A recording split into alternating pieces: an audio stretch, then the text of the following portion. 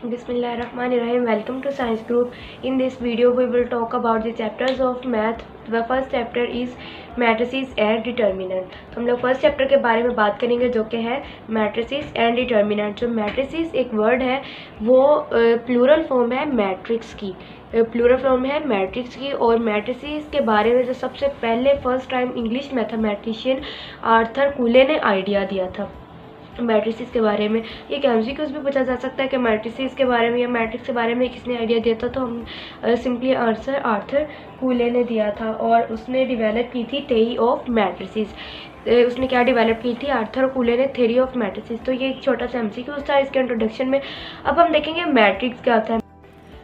तो इसका इंट्रोडक्शन हो गया. अब हम देखेंगे मैट्रिक्स क्या होता है. मैट्रिक्स होती है एक रेक्टेंगुलर अरे होती है, या फिर हम यूँ कह सकते हैं अरेंजमेंट ऑफ रियल नंबर्स, यानी कि 0 1 3 5 एज वी नो ये रियल नंबर्स है. तो जो रियल नंबर्स की अरेंजमेंट होती है इनटू रोज एंड कॉलम्स, तो उनको जब इनक्लोज किया जाता है स्क्वायर ब्रैकेट से तो उसको हम क्या कहते हैं? मैट्रिक्स.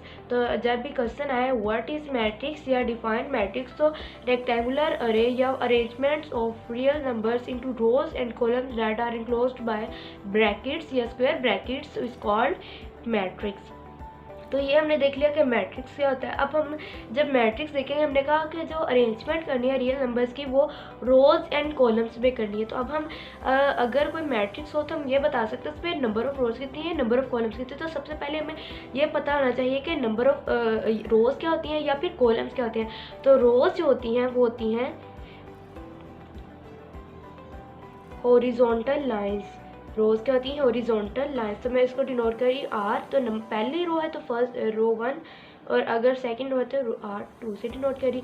तो जो हॉरिजॉन्टल लाइंस होती हैं उनको हम क्या कहते हैं? रोज.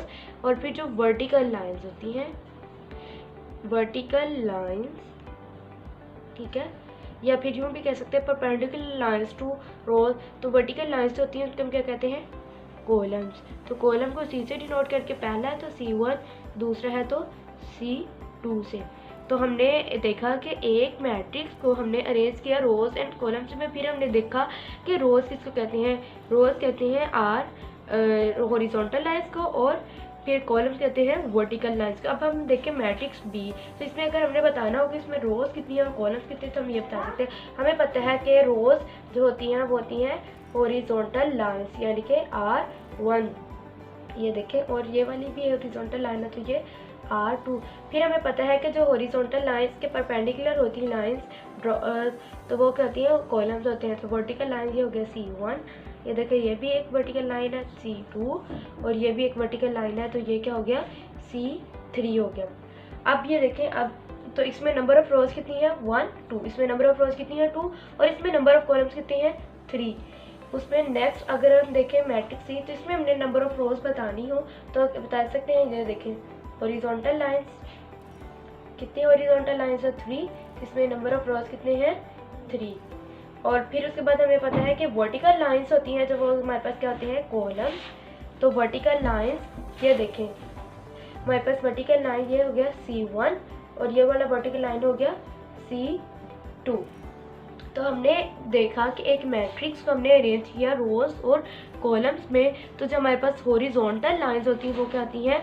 हमारे पास रोज होती हैं, और जो वर्टिकल लाइंस होती है वो हमारे पास कॉलम होती है. अब हमने ये तीनों एग्जाम्पल से ये भी देखा कि हर मैट्रिक्स की ज़रूरी नहीं कि उसकी रोज और कॉलम्स की जो नंबर्स हैं वो सेम हों.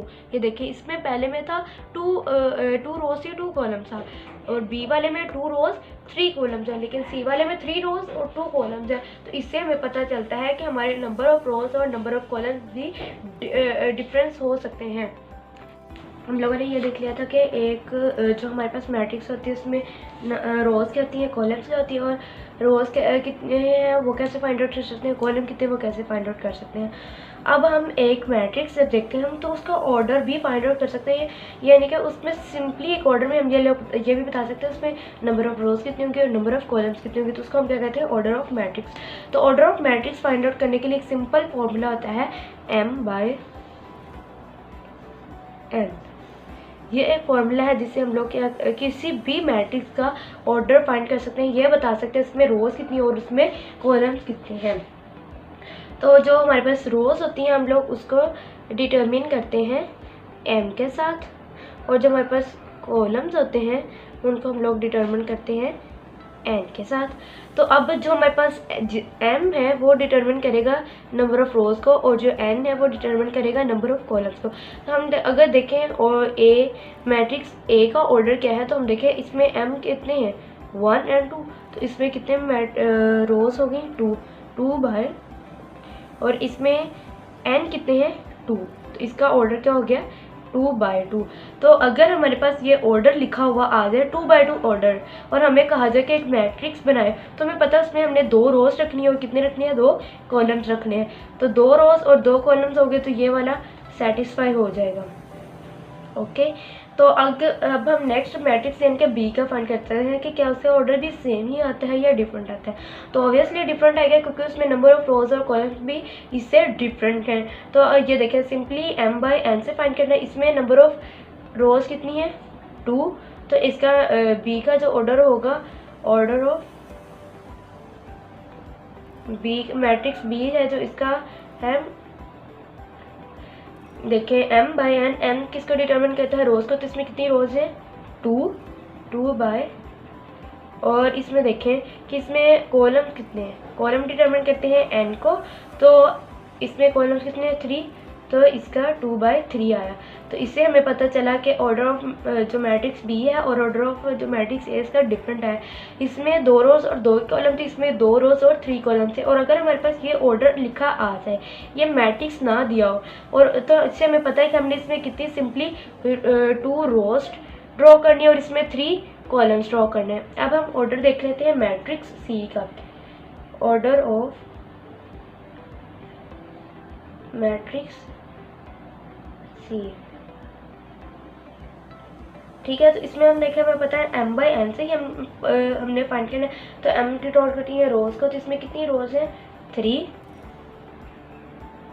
और इसमें कॉलम्स कितने हैं हमारे पास 2, तो इसका ऑर्डर क्या आया 3/2। तो तीनों मैट्रिक्स का डिफरेंट है क्योंकि हमने तीनों को डिफरेंट लिया था, तीनों के नंबर ऑफ रोज और कॉलम को एक दूसरे से डिफरेंट लिया था। तो हमारे पास हमें पता चल गया कि जो m/n है इसे हम किसी भी मैट्रिक्स का क्या फाइंड आउट कर सकते हैं, ऑर्डर फाइंड आउट कर सकते हैं। एक मैट्रिक्स हमें गिवन हो और हमें कहा जाए कि इसका ऑर्डर फाइंड करें, तो हम लोग उसका ऑर्डर फाइंड आउट करके तो हम उसका क्या बता सकते हैं, उसका मैट्रिक्स का ऑर्डर बता सकते हैं m/n से। तो जैसा कि मैंने आपके सामने ये मैट्रिक्स का आप निकाल कर दिखाया, तो आप इसी तरह अपने पास से भी कुछ एग्जांपल्स लेकर उनका ऑर्डर निकाल सकते हैं। इससे इंटरेस्ट भी पैदा होता है, प्रैक्टिस भी हो जाती है।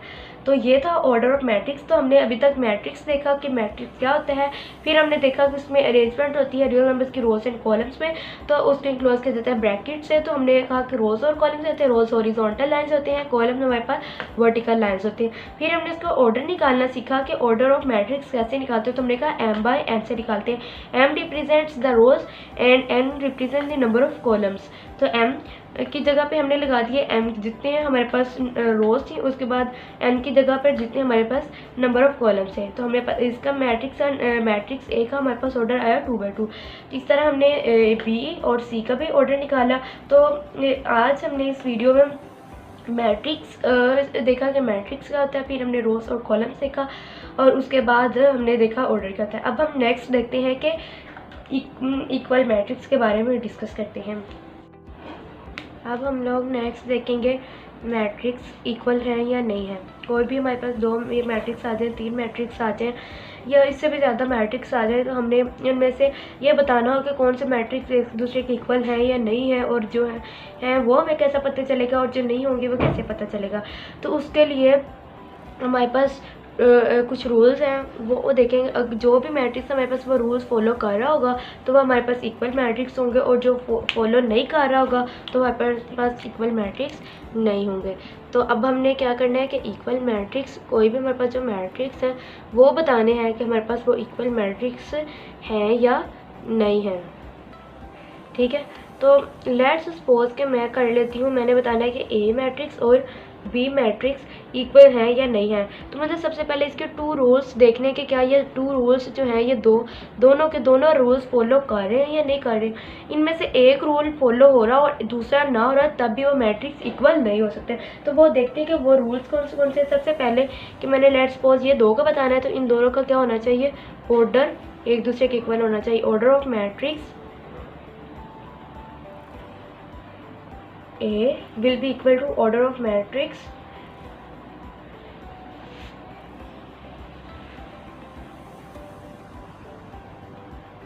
B।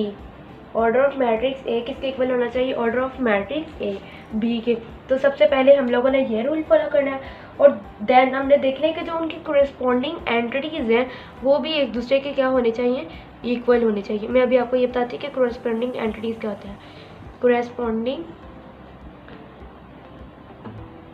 एंटिटीज वो भी क्या होनी चाहिए, सेम होनी चाहिए।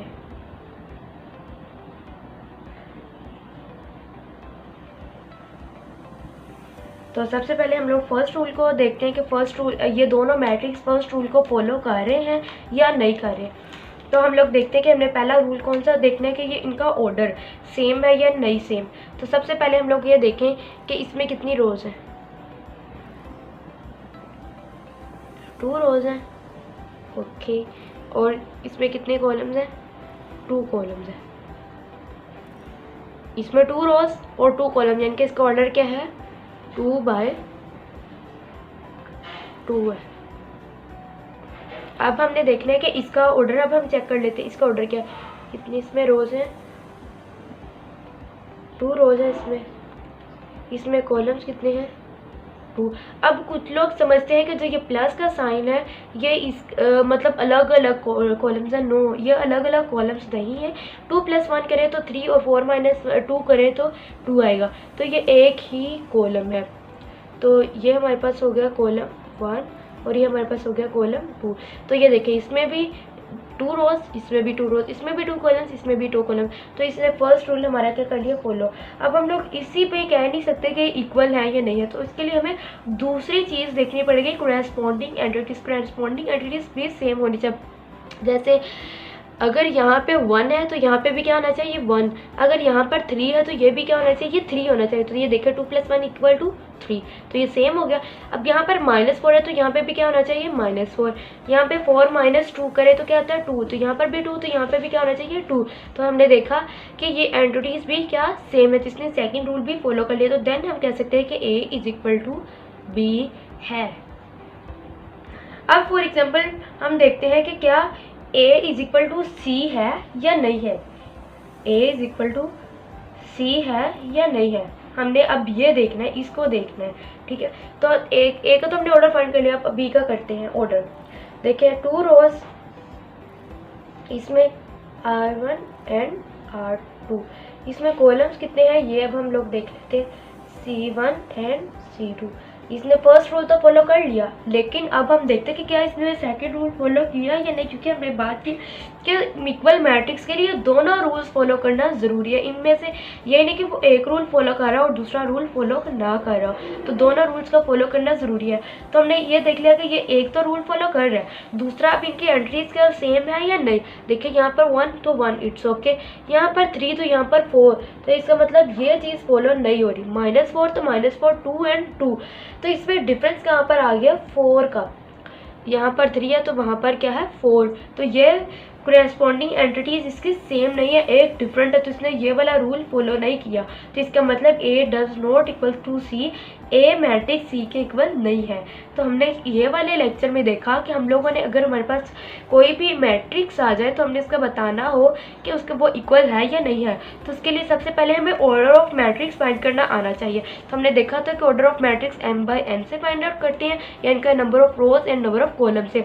तो हमें वो पता होना चाहिए, वो जो कि हमने अभी देख लिया कुछ देर पहले।